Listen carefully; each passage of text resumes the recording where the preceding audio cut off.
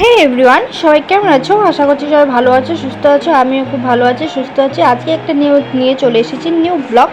তো আজকে কোথায় যাচ্ছি বলো তো? যাচ্ছি একটা জায়গা, তোমাদেরকে সবটাই শেয়ার করব। তো এদিকে দেখো আমি পুরো রেডি হয়ে গেছি। তো মেয়েকে নিয়ে যাব, আমি মেয়ে আর হাজব্যান্ড যাব, আর ছেলেকে রেখে যাব। ছেলে যাবে না, ছেলে জাস্ট পড়ার থেকে আসলো, তাই ও মানে আর ভালো লাগছে না, টায়ার্ড লাগছে, যেহেতু স্কুল থেকে এসে মানে বেশিক্ষণ রেস্ট করতে পারে না, তারপরে চলে যায় টিউশন পড়তে। তার জন্য আর ছেলে যাচ্ছে না, ছেলে বাড়িতেই থাকবে।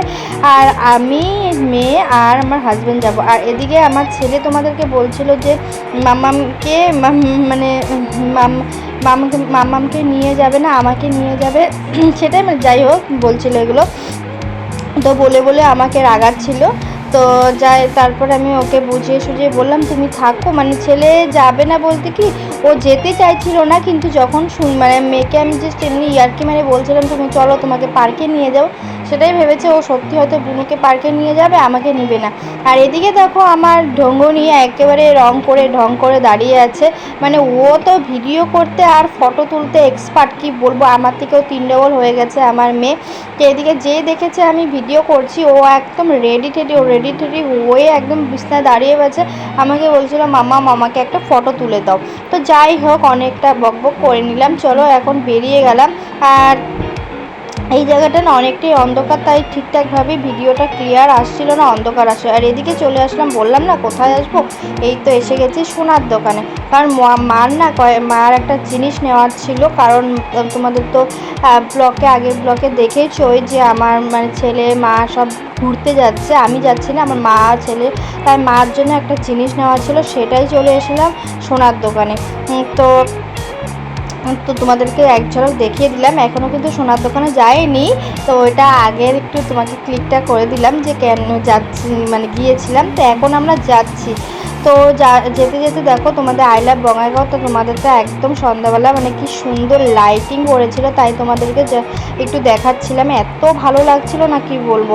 তো আসার সময় কিন্তু আমরা এখানে ঢুকবো না, কিন্তু বাইরেই তো মানে কিছু মেলা হচ্ছিল, মেলা টাইপ মানে কিছু একটা হয়েছিল, ওখানে দাঁড়াবো, মেয়েকে কয়েকটা জিনিস কিনে দিব, তোমরা দেখতেই পারবে সবটা।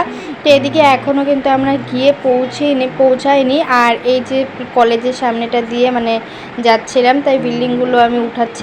তো এখানেও দেখো লাইটিং করেছিল না, এত ভালো লাগছিল। আর আমরা এসে গেছি সোনার দোকানে।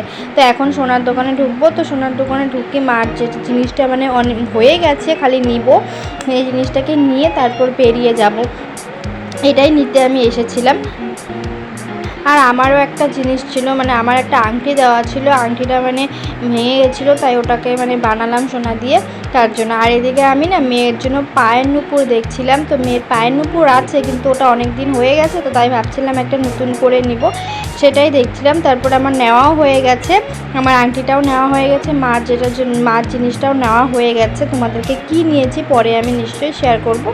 তো যাই হোক, এদিকে বললাম আমি তাইলা বঙ্গাইগাঁওর সামনে এসে একটা ছোট্ট করে মেলা টাইপ হয়েছিল, ওখান থেকে দেখো মেয়ের জন্য, মেয়ে বায়না করছিল ফোনটা নিবে। ও না ঘরে সবসময় আমার দুটো ফোন, একটা মোবাইল মানে একটা ফোন নিয়ে, একটা তো আমার কাছে সবসময় থাকে, আর একটা মোবাইল এমনি পড়ে থাকে ঘরে, ওটা নিয়ে এনি টাইম খেলবে, মানে আমি যা করব তাই করবে, ফোন করবে, এটা করবে, তাই না ওকে, তাই ও বায়না করছিল এই মোবাইলটা নিবে। তা আমি তাই ওকে কিনে দিলাম। আর এদিকে না দেখছিলাম যে আজকে যেহেতু সোমবার, কিন্তু মুখটা আমার মনে ইচ্ছা করছিল কি খাবো মনটা, কিন্তু খেতে পারছিলাম না, আজকে যেহেতু সোমবার ছিল। যাই হোক, আজকের মতন ব্লগটা